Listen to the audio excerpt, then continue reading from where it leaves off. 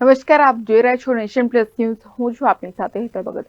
MS યુનિવર્સિટીમાં મોડી રાત્રે 3 વાગે એમએસ યુનિવર્સિટીની સાયન્સ ફેકલ્ટી બિલ્ડિંગ ઉપર રાત્રે એક વ્યક્તિ ફરતો નજરે પડ્યો હતો, જેને લઈને સિક્યુરિટી ઉપર અનેક સવાલો ઉભા થયા છે.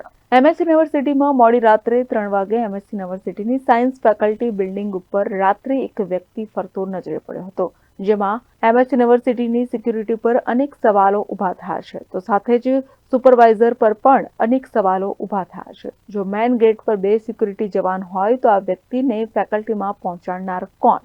તો સાથે જ એમએસ યુનિવર્સિટીના દરેક ગેટ પર સિક્યુરિટી મૂકવામાં આવી છે, તો એ વ્યક્તિ રાત્રે આ બિલ્ડિંગમાં આવ્યો ક્યાંથી? એવા પણ સવાલ ઉભા થયા છે. તો સયાજીગંજ પોલીસ સ્ટેશન ઘટના સ્થળે દોડી આવી હતી. સાથે સાથે વડોદરા ફાયર સ્ટેશનના જવાનોએ સતત 2 થી 3 કલાક મહેનત કરીને વ્યક્તિને નીચે ઉતાર્યો હતો અને સયાજીગંજ પોલીસમાં સોંપવામાં આવ્યો હતો. ચોરી બચવા માટે પોલીસ સ્ટાફ તેમજ ફાયરના જવાનો પર પથ્થરમારો પણ કર્યો હતો. સામે ફાયરના જવાનો દ્વારા પણ ચોર પર પાણીનો છંટકાવ કરી ચોરને જવાબ આપ્યો હતો. ગત રોજ સયાજીગંજ પોલીસે ફૂટ પેટ્રોલિંગ કર્યું હતું, ત્યારે ચોર પણ ચેલેન્જ સ્વીકારી ચોરી કરવા ઘૂસ્યો હતો. મહત્વની વાત એ છે કે યુનિવર્સિટી સિક્યુરિટી પર લાખો રૂપિયા ખર્ચવામાં આવે છે, ત્યારે યુનિવર્સિટીના સુપરવાઇઝરોને આટલું કોણ છાપી રહ્યું છે, તેની પર ઘણા સવાલો ઉભા થયા છે.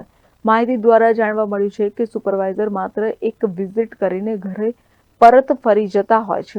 શું ચોરોને ખુલ્લો દ્વાર આપવામાં સુપરવાઇઝર અને સિક્યુરિટી જવાબદાર હોઈ શકે? આવો એક મોટો સવાલ છે.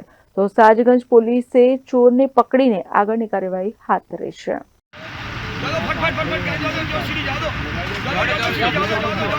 આપણે ગયા ને અંદર પેલા માણસો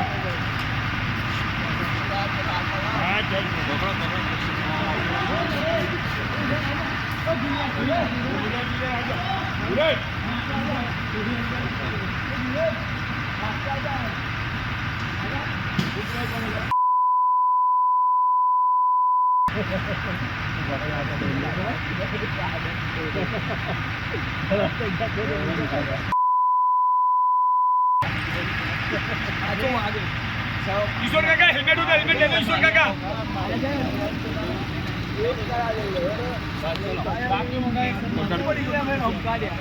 हाथ कोणी नाखी देवा એટલે ક્યાં લોચો પડ્યો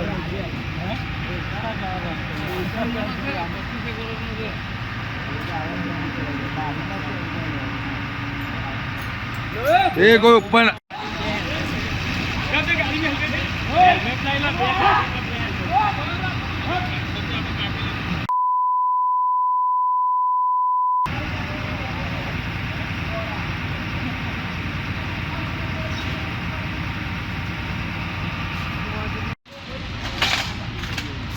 बम्बू ना ऊपर मारो आ ऊपर जाकर तो तोड़ी नाखे बम्बू ऊपर मारो એટલે છાતીના ભાગ પર મારો